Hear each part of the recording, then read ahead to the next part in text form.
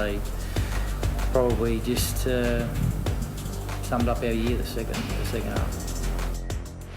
He's finding it hard to use the words to describe a season where they started as one of the pre-season favourites. They were devastating in round one.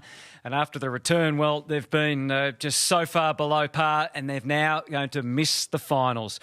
How on earth do we assess all that, Derm, in your mind? You spent a fair bit of time up there. I know it was a few years ago now, but no one would have envisaged they would have missed the finals and just played the footy that they've played this year. Yeah, well, their game style, I mean, David did a great expose of it on here on Fox with the way they defend. Their game style in this modern era doesn't stack up to, and not that you should follow the leaders. The people who come out and make their own style tend to get a jump on the competition, but there's a lot of styles that fail too. They do have to tinker with their game style. They've still got incredibly good personnel at that club. And I know it's not a belief shared by too many. I sincerely believe with a bit of tinkering, I think they can seriously bounce. They could end up 10th, 11th. I think they can even slide to... Tinkering or overhaul? Overhaul? The game style.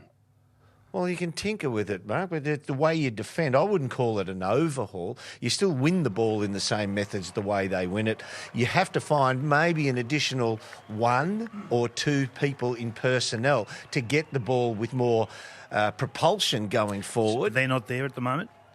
No, they're not, no. But... How can they not be there? Because they had a terrible year. Did you see them? No. Given the draft picks that they've had... and the ability to build this list that no other club's had over the last 5 to 6 years. How could those people you're asking for not be there? Well, they've had to let them go because you almost become a victim of your own circumstances. They get first-round picks as a trade-off. When Treloar wants to come home, when Shields wants to come home. Two first rounds.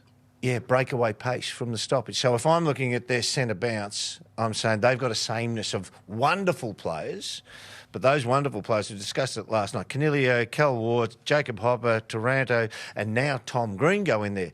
They're all fantastic players, but they're all one pace. You need somebody in that quartet, including the ruckman, to give you breakaway speed. So they really do have to hold on to Zach Williams. He's got no chance. He's leaving. He's gone, mate. Well, you're saying that. I hope it's not for their sake. Okay, you've seen it written. No, don't be like he's gone. The Giants have resigned. Because we don't agree. Don't turn on us. Well, you're He's saying he's leaving. The Giants have resigned to leaving. The Giants have resigned to leaving. Let's get back to the subject. They need someone with breakaway pace. Kelly should be that bloke, but he's more of a winger. So that's an addition you could make to that team. So they've lost that. Shield was the one who complimented them in that area. So Derm, before we discuss the personnel, which we need to do, Kingy, this grabbed your attention last night at halftime. What's your main message for the second half? Oh, we've got to be brave. Clearly, we've got to be brave and we've got to be able to go through the middle of the ground and we're going to have to put up with a bit of pain, but if we can get through, then hopefully we can deserve it. Well, I didn't see that. No. And so the question is, are they either not listening or are they not sure what they're supposed to do in that instance? So there's only two options. So they had 32 opportunities with the ball coming out of their back half. So they have been a ball movement team for 4 years. For the game or in the second half? For the second half. Yep. They went inside 54 times. Yeah. They scored 4 points for a half of football when the coach is saying, we're going to take risks, we're going to be daring with the ball, we're going to go through the corridor. Well, I didn't see it. No, either did I, mate. So what does it mean? Well, there is something amiss.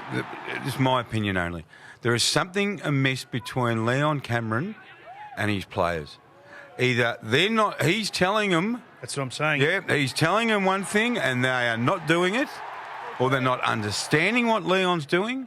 I think at the end of the year, they've got to have I called it a review in the Herald Sun today.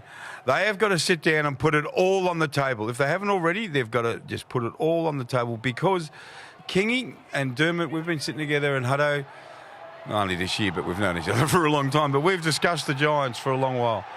How about we get out of our heads? It's the most talented list in the competition. Well, you don't. There is a disconnect somewhere between the coach and the players.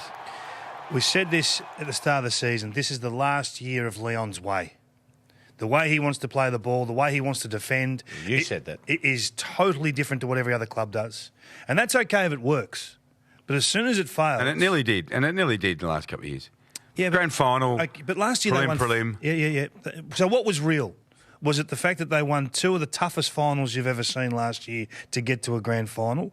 Or was it the fact that they won 13 home and away games? And they finished 6 at the end of the home and away. What was real? And I think that... They're both real. They're both real. They're both, mate. I mean, finals are But you've hard. got to know where you're at in footy to make all these decisions going forward. So I think that's their biggest worry right now.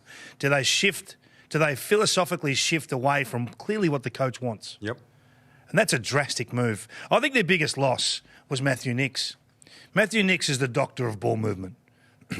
You'll see it coming in the Adelaide Crows over the last 3 weeks. We've seen it. They just get lost. They don't know how they're moving the ball. All of a sudden. How is that so? Kelly, Cornelio getting dropped, Lockie Whitfield, these guys rack up, well, not Cornelio so much, but these guys rack up 25, 30. How can they not move the ball? Tim Taranto has fallen, in the second half of the year, has just fallen off the perch. And he's a really, really good player. Too many players have fallen off the perch, Dermot. Collectively. So Leon said last night that he doesn't see it as being a big overhaul, a big change in the list. You talked about Williams. Will Cameron stay? If Cameron will stay. Cameron... Well, why wouldn't he have committed by now, Derm? What would he be thinking? Because I know why. Sorry, I know why. Because he wants more money than what they're offering. And he goes, hang on, I've just lost all this money. I was on 1.5 in a back-ended contract, and I've just lost all this money because the AFLPA and the AFL did a deal. You're only going to get paid 50%. So he's lost all this money and he wants to get some money back. And I reckon the Giants are saying, well, hang on, Chief, you're a great player. But, God, you had a poor year. So they're just trying to come together. I've got no doubts that Jeremy Cameron will be at the Giants next year. And more importantly, neither do the Giants. But can I ask you, so you talk about 2019 a bit, right? We'll touch on 2019. So did you think in your wildest dreams that last night the starting ruckman would be Shane Mumford in the round 20, effective round 23 home and away game of 2020? No, I didn't.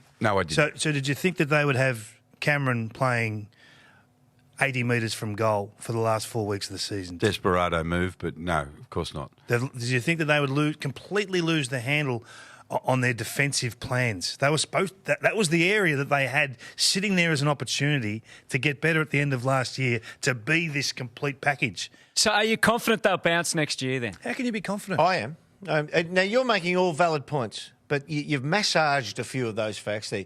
And football clubs, a football season, you know so well. You move chess pieces in a season to get something newer than what you've got right at this point in time if it's not working.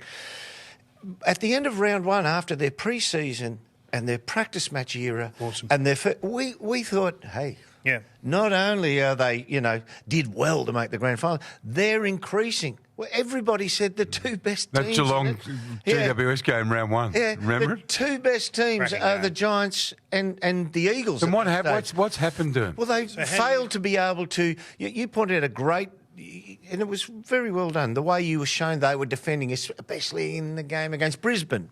Well, they left space so they could defend one-on-one. So the forwards pull back. And if Brisbane actually get the ball, they can just really, unfettered, run through the midfield carrying the ball. No other team defends like that. I think Leon will change. I do honestly believe he'll be malleable enough in his game style to change that and press up a bit more. I've seen later in this year, he's even started to do that more. Have they nailed it? No. As we know, you can't train as much. You can't get them drilled as much as you can in previous years. I think that'll change. And I think with a bit of tinkering, I honestly... I agree with that. It's a bad year to be broken, isn't it? Oh, absolutely. You just shocking. can't correct. We've seen that with a few clubs. Yeah, I agree with that. Yeah. What did you think of St Kilda's performance? What do you think of St Kilda's season, Dermot?